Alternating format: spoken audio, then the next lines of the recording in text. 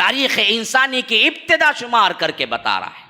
انا لما طغى الماء حملناکم فی الجاریہ، تم وہی تو ہو جن کو نوح علیہ السلام کی قوم میں ان کے شرک کی پاداش میں زبردست طوفان کے بعد کشتی میں جن کو ہم نے چڑھا لیا تھا، وہیں سے تو تم آباد ہوئے. ہم آج جو کچھ بھی بیٹھے ہوئے ہیں کہاں سے آ گئے؟ حضرت آدم کے بعد اللہ نے قوم کو پوری کی پوری انسانیت کو طوفان میں غرق کر دیا، اور 40-80 لوگ جو سوار ہوئے کس میں؟ نوح کی کشتی کے اندر. وہی 40-80 سے ہم نے پھر دوسری انسانیت کی ابتدا ہوئی جو آج ہم سب آباد ہیں.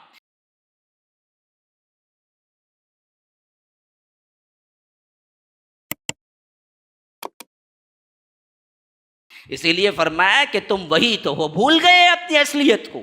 طغى الماء حملناکم فی الجاریہ، ہم نے دراصل کیا کیا، تم کو کشتی میں لے لیا تھا جو چل رہی تھی، اسی کشتی میں حفاظت سے ہم نے تم کو بچا لیا تو تمہاری نسلیں آباد ہوئی، ورنہ اس کشتی کو بھی ہم ڈوبنے چھوڑ دیتے تو پھر انسانیت باقی نہیں رہتی. لنجعلها لکم تذکرۃ وتعیھا اذن واعیہ. یہ سب قصے جو گزر چکے ہیں اصل میں بہت بڑی یاد دہانی ہے مسلمانوں. کس کے لیے؟ جو بیٹھ کے اونگتا ہے، سوتا ہے، 40 منٹ کے 50 منٹ کے خطبے میں بھی اسے نیند آ جاتی ہے، اس کے لیے نہ.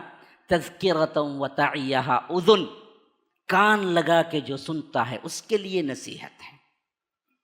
ہاں، جو سننا ہی نہیں چاہتا اس کے لیے کہاں کی نصیحت آئے گی؟ آج ہمارا معاملہ ایسے ہی ہے، 40-50 منٹ کا خطبہ بھی سننے کے اہل نہیں ہیں ہم، بیٹھتے ہی نیند آ جاتی ہے. پریشان حالت میں آتا ہے بندہ، کب نماز ختم ہوگی، کب بھاگوں. ابھی بزنس چھوڑ کے آیا ہوا ہوں، ابھی ایک بچے کو کہہ کے آیا ہوں ذرا دیکھ لے بیٹا وہ کب بھاگ جائے گا، یا میری دکان بالکل برباد ہو جائے گی، یا کسٹمر چلا جائے گا. یہی ذہنیتیں لے کے یہاں بیٹھتا ہے تو سنے گا کیا؟ خاک سنے گا. اسی لیے فرمایا کہ اصل میں تذکرہ ہے لوگوں کے لیے، یاد دہانی ہے ان واقعات میں. کن کو؟ وتعیھا اذن، کان جو لگا دے نصیحت حاصل کرنے کی نیت سے بیٹھے، اس کے لیے ہے.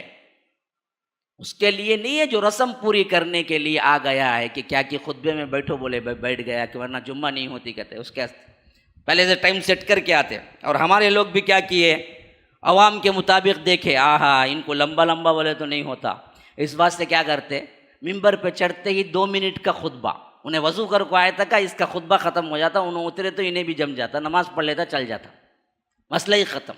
باقی پورا خطبہ کیا ہے، تحت المنبر، نیچے کھڑے ہو کے 1 گھنٹہ انہوں بولتے، اس میں کوئی آئے یا نہ آئے، نہ ان کو سمجھ آتی نہ لوگوں کو سمجھ آتی، وہ خطبہ پڑھتے رہتے کتابیں لے کے.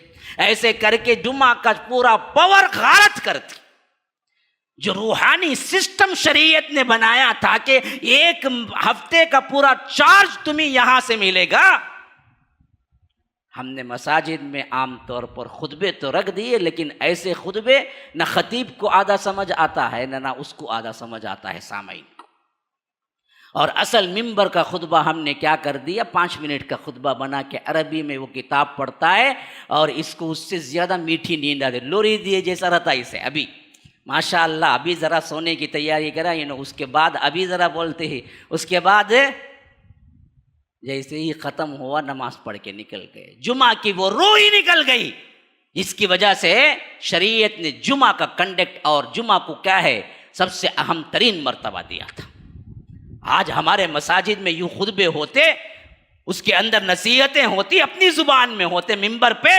یاد رکھیے 1 مہینے کی ضرورت ہے کہ حالات بدل کے رہ جائے. ہم نے تو خطبے کو ہی کیا کر دیا، ملیاں میٹ کر دیا، خاموشی اور خطبہ دونوں برابر کر کے رکھ دیا. کچھ نصیحت ملتی ہی نہیں اس کو. حالانکہ خطبہ تو تھا تمہارے لحاظ سے، تمہاری زبان اردو ہے تو اردو میں، کہیں تمل ہے تو تمل میں، تب تو نصیحت ملے گی نا جی. وتعیھا اذن واعیہ، تب تو تمہارے کان لگیں گے نا سننے کے لیے. جو زبان تمہیں آتی ہی نہیں اس زبان میں خطبہ ہو، کروڑوں کی عوام جمتی ہے جمعہ میں، لیکن تبدیلی 1% کی نہیں ہوتی، 1% کی نہیں ہوتی۔ اسی واسطے ہمارے بھی بعض لوگ بڑے پریشان ہو جاتے ہیں، مول صاحب اتنا لمبا خطبہ ہمیں آتے جلدی میں بھاگنے کے واسطے، ہمیں کب سننے آتے؟ ہمیں سننے آئے تو اچھا لگے گا نا، 5 منٹ بڑھ بھی جائیں تو اور اچھا لگے گا کہ بھائی ہمیں سننے کے لیے کچھ نہ کچھ ملتا۔ ہم تو پوری پلاننگ سے آتے ہیں کہ آئیں گے، نماز پڑھیں گے، بھاگیں گے اپنا شیڈول، ہمیں سننا کیا ہے، لینا دینا کیا ہے اس سے؟ تو اس واسطے نہ تبدیلی ہوتی ہے، نہ کچھ اندر سے کیا ہے انقلاب برپا ہوتا ہے میرے بھائیوں۔ یہی وہ خطبات تھے جس کی وجہ سے جناب محمد الرسول اللہ صلی اللہ علیہ وسلم نے وہ قوم جو کہ صرف اور صرف برائیوں کا یوں مجموعہ کہہ لیجئے کہ خانہ بدوش قوم تھی، لیکن 23 سال کے مدت میں سب سے اعلیٰ ترین انسان بنا کے چھوڑا۔ وہ آتے تھے تو سننے کے لیے آتے تھے، غور کرنے کے لیے آتے تھے، زندگیاں لگاتے تھے، ایک ایک بات عمل کے لیے سنتے تھے۔ تو اللہ کہتا ہے کہ ان تمام چیزوں کو ہم نے یہ واقعات تمہارے سامنے رکھے، کیوں رکھے ہیں؟ ان میں بڑی نصیحتیں ہیں، وتذکرہ اذن واعیہ، لیکن اس کان کے لیے جو کان لگا کے سنتا ہے۔